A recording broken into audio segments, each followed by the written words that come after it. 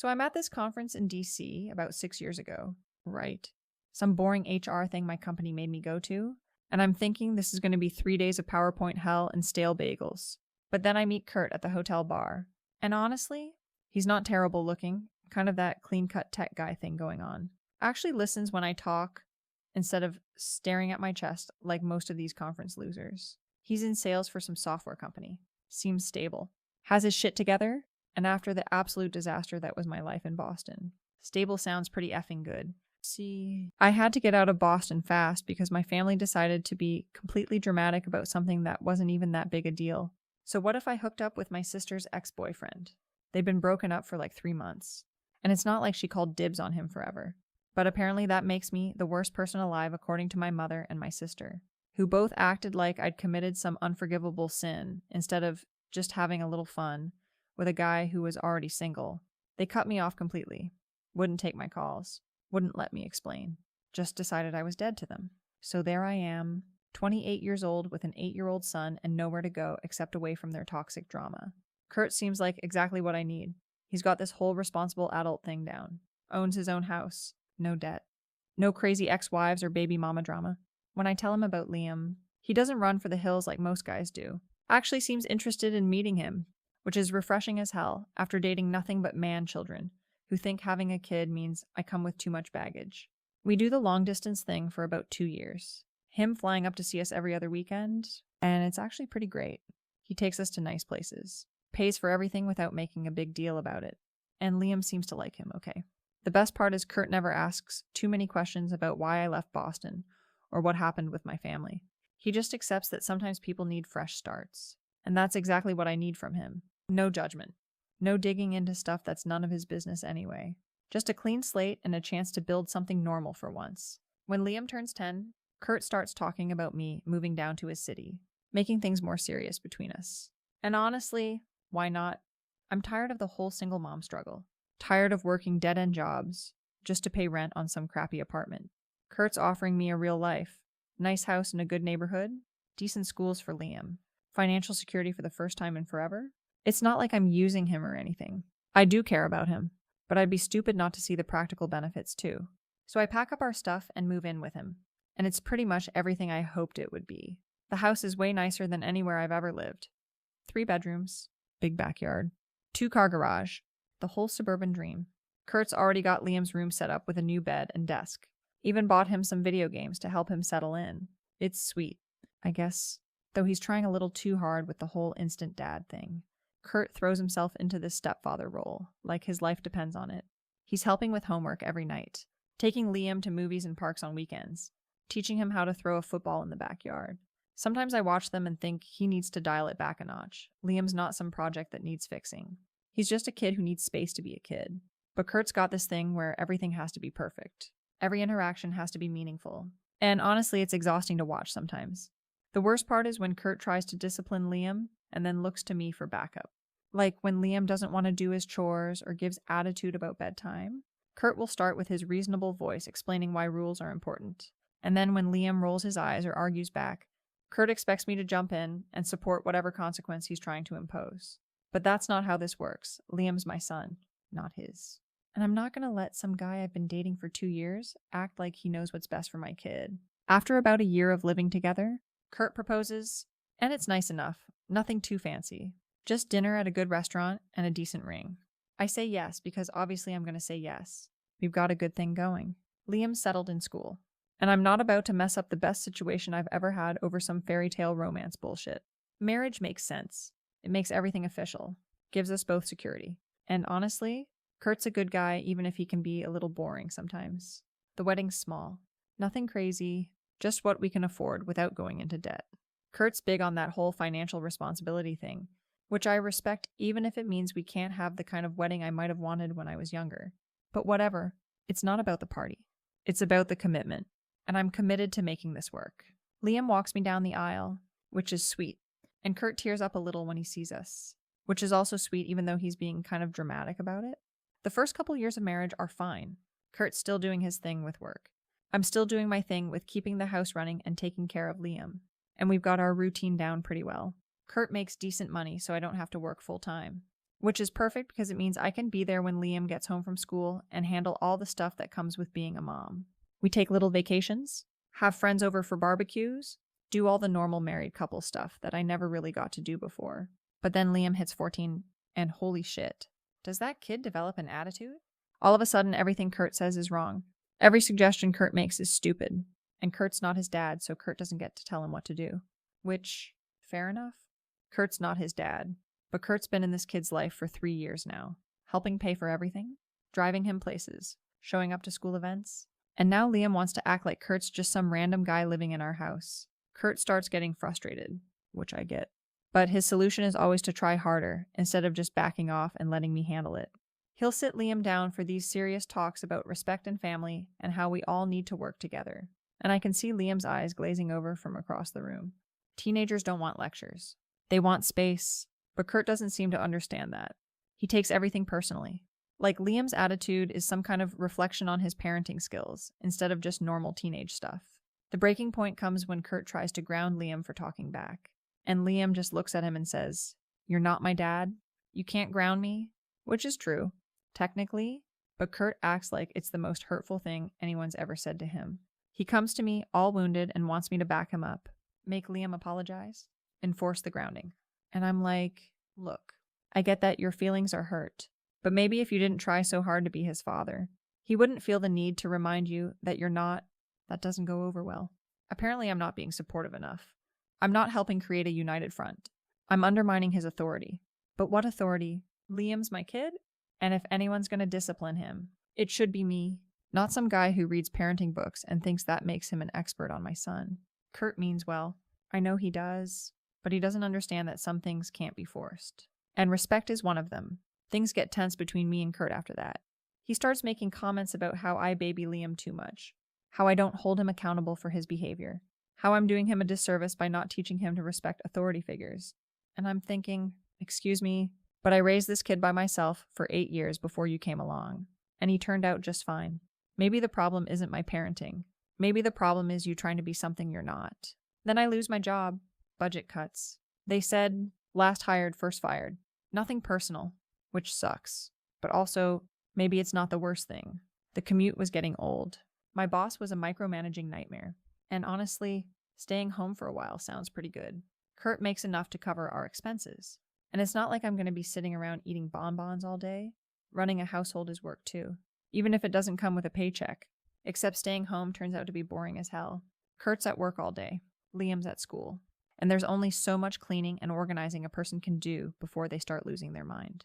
I finish all the household stuff by noon, and then what? Watch daytime TV? Reorganize closets that are already organized? Take up effing scrapbooking? I need actual human interaction with people who can hold a conversation about something other than whose turn it is to take out the trash. So I download some apps just for something to do. Nothing serious. Just chatting with people? Having actual adult conversations about movies and books and life in general. It's nice to talk to people who don't know everything about me, who see me as more than just someone's wife or someone's mom. Just Jenna? You know, the person I used to be before my whole identity got wrapped up in taking care of everyone else. Some of the guys I talk to are pretty interesting. There's this one guy, Ethan, who owns a boat and travels a lot for work. And he's got all these stories about places he's been and things he's seen, way more interesting than Kurt's work stories, which are basically just variations on I sold software to a company and they bought it. Ethan actually listens when I talk, asks follow-up questions, remembers things I told him from previous conversations. It's refreshing to feel like someone's actually paying attention to me for once. My girlfriends think it's hilarious that Kurt has no idea what I'm up to during the day. We've got this group chat where we talk about everything, and they're always asking for updates about my adventures. They call Kurt MJ, short for meal ticket, which cracks me up because it's kind of true, even though that sounds worse than it is. I mean, I do care about him, but let's be real. Financial security is part of what makes a relationship work, and Kurt's good at providing that, even if he's not exactly setting my world on fire in other ways. The thing is, Kurt's just so predictable. Same routine every day, same conversations every week, same everything all the time. He thinks adventure is trying a new restaurant, and even then it has to be somewhere with good reviews and reasonable prices because we can't just be spontaneous with money. Meanwhile, I'm talking to guys who actually know how to have fun, who don't need 3 weeks advance notice to do something different for once. Ethan starts asking to meet up. And at first I'm like, no way. That's crossing a line. But then he mentions he's going to be in town for work. Just wants to grab coffee and put a face to the name. Nothing weird about it. And honestly, what's the harm? It's just coffee with someone who's become a friend over the past few months. Kurt meets people for work stuff all the time. So it's not like there's a double standard here. Coffee turns into lunch. Lunch turns into a few other meetings when Ethan's in town. And yeah, maybe things get a little flirty. But it's not like anything serious happens. It's just nice to feel attractive and interesting again. To remember that I'm more than just the person who makes grocery lists and schedules dentist appointments. Ethan makes me feel like the person I was before I got stuck in suburban mom mode. And there's nothing wrong with that. My friends in the group chat are living for these updates. They're always like, tell MJ you're going to Target and go meet your boyfriend instead, and he's so clueless. You could probably bring Ethan to dinner, and Kurt wouldn't notice. Which is mean, but also kind of true. Kurt's not exactly the most observant guy in the world, and he trusts me completely. Which is sweet, but also makes him pretty easy to work around when I need some time to myself. The more I talk to Ethan and some of the other guys I've met online, the more I realize how much I've been settling for with Kurt. Like, yeah, he's stable and reliable and all that, but where's the passion? Where's the excitement? When's the last time he surprised me with anything or made me feel like he couldn't live without me? I'm 34 years old, not dead, and I shouldn't have to give up on ever feeling that spark again, just because I'm married to someone safe.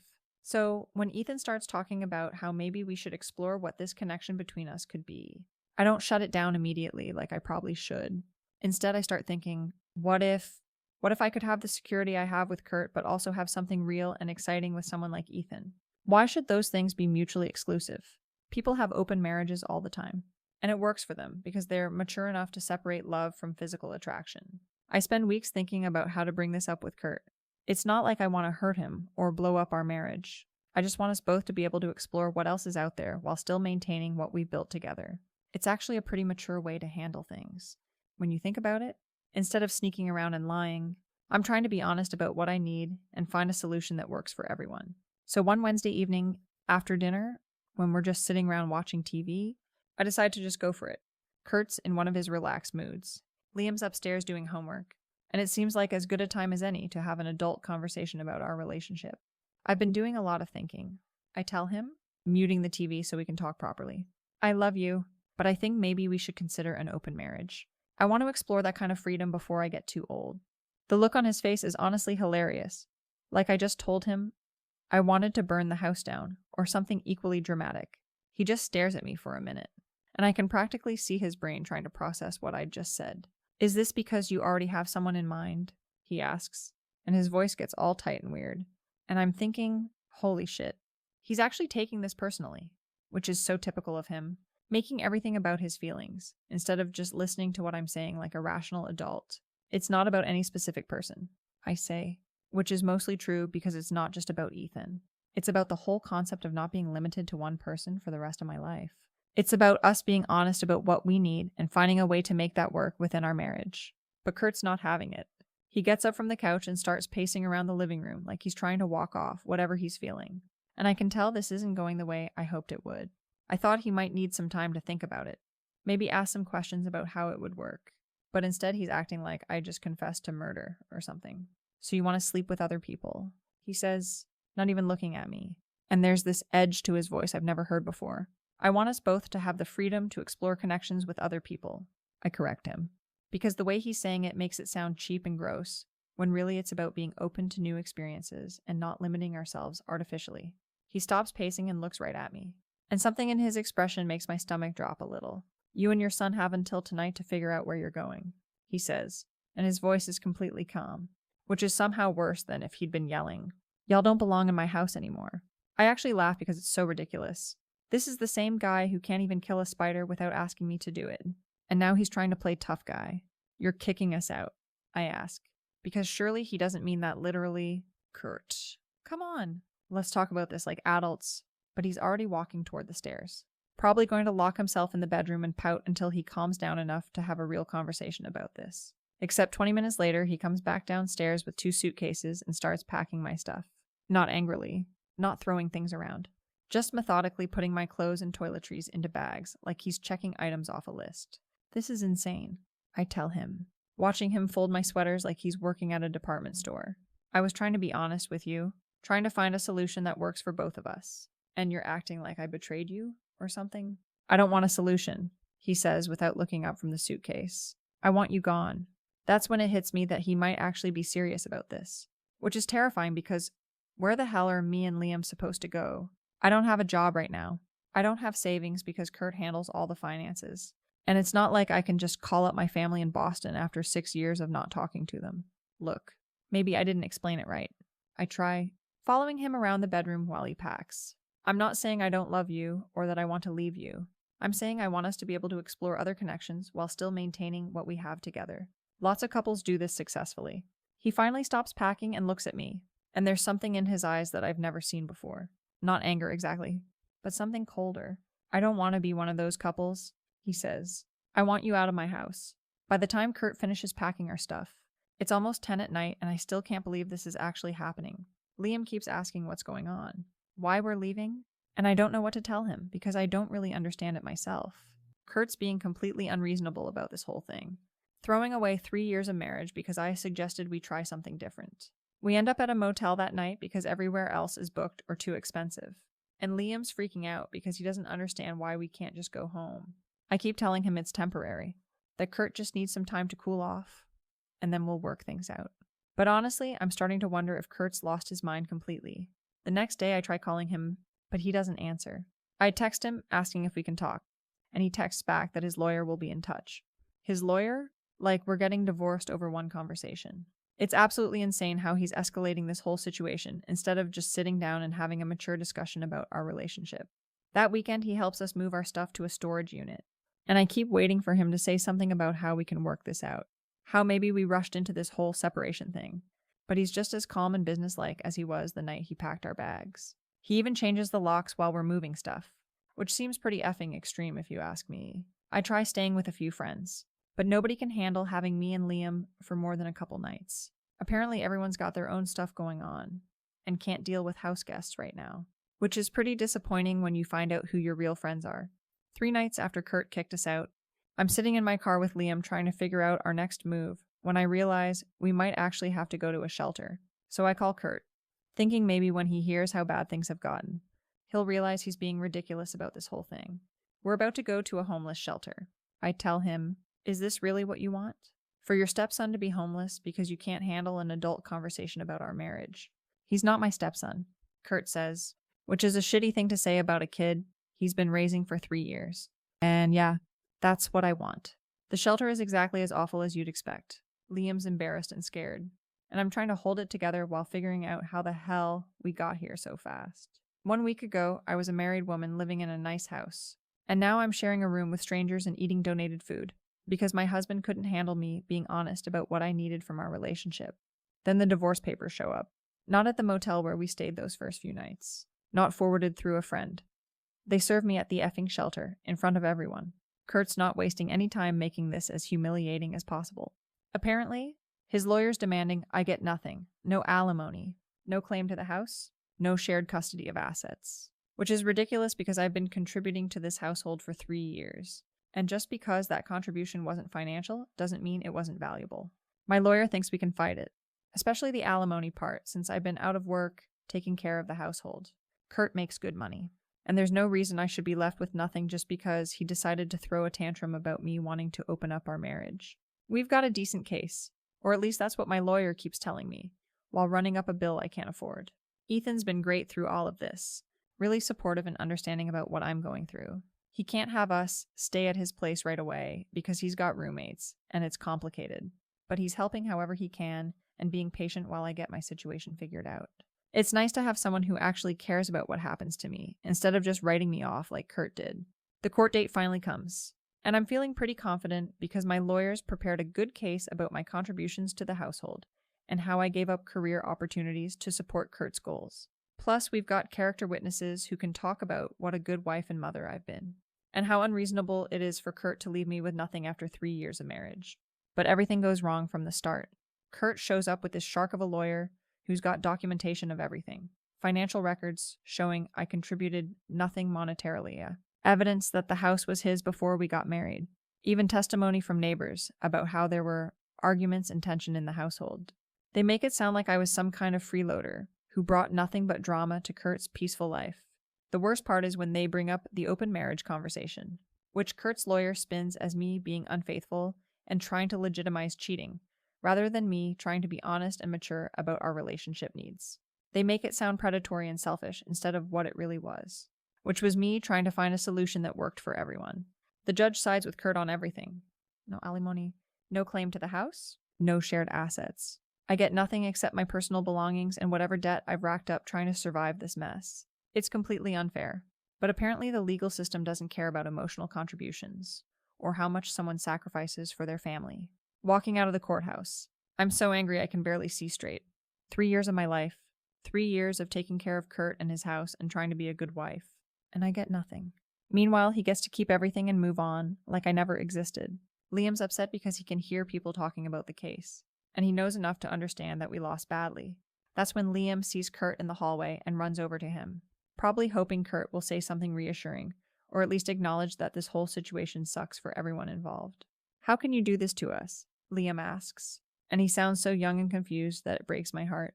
Kurt looks down at him with that same cold expression he's been wearing for weeks and says, "Well, I'm not your dad," which is the cruelest thing he could possibly say to a kid who's already lost everything and doesn't understand why his whole world fell apart overnight. Liam starts crying right there in the courthouse hallway, and I'm thinking, this is the man I thought was kind and decent. This is the person I trusted with my son's heart. But that's Kurt for you?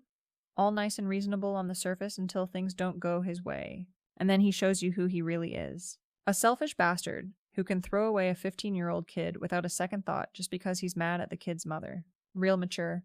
Kurt, real mature. 6 months later, I'm living in an extended stay motel and bouncing between friends' couches when they'll have me. Ethan tried to make it work with us staying at his place, but his roommates weren't cool with having a teenager around all the time. And honestly, Ethan's got his own life to live. He can't be expected to solve all my problems just because Kurt decided to be vindictive about everything. Liam's struggling in school because we've had to move him twice since the divorce, and he's angry all the time about how unstable everything is. He keeps asking when we're going to have a real home again, and I don't know what to tell him because I'm still trying to figure that out myself. It's hard to get back on your feet when someone pulls the rug out from under you so completely. The worst part is hearing through mutual friends about how great Kurt's doing. Apparently he's renovated the kitchen, planned some trip to Japan, and is dating again, but being really selective about who he gets involved with, which is code for no single mothers. I'm sure he gets to move on with his perfect little life while me and Liam are stuck dealing with the consequences of his inability to handle an adult conversation about marriage. I found my old phone the other day while going through some boxes in storage, and when I charged it up, there were all these group chat messages I'd forgotten about. Reading through them now, I can see how Kurt might have misunderstood some of the things my friends and I talked about. The stuff about him being useful and too trusting probably sounds worse than it was meant to. But that's just how girls talk when they're venting about relationship stuff. There were also some messages between me and Liam that Kurt probably saw, where I might have agreed with Liam that Kurt could be annoying sometimes, with all his rules and lectures. But that's normal too. Kids need to feel like their mom understands their perspective. And it doesn't mean I was trying to turn Liam against Kurt or anything like that. The thing that really gets me is that Kurt never even tried to talk to me about any of this stuff. If he had questions about my conversations or felt like I wasn't being supportive enough with the Liam situation, he could have just asked instead of going nuclear the minute I suggested we try something different. But no, he had to be dramatic about everything and blow up our entire life over what should have been a simple discussion between two adults. Now here I am, starting over at 34, with nothing to show for the last 6 years except a kid who's mad at the world, and a credit card bill I can't pay. Meanwhile, Kurt gets to be the victim in this whole story, telling everyone how his crazy ex-wife wanted an open marriage and destroyed their family.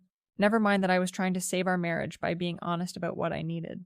Never mind that he's the one who chose to throw everything away instead of working on our problems like grown-ups.